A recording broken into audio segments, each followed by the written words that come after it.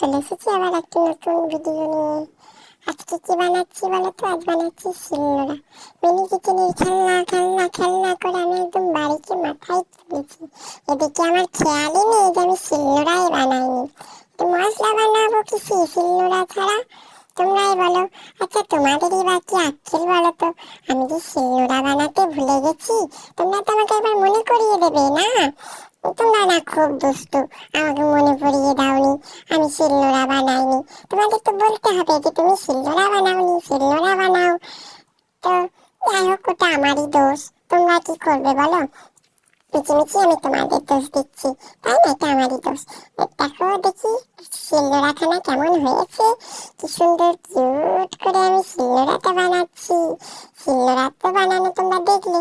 এই দেখো, মশলা বানানোর জন্য শিলে তো ধার চাই, সেই ধারগুলো আমি করে নিচ্ছি, না সেটা মশলা বাটা হবে কিসে। কি কিউট শিলনোড়া।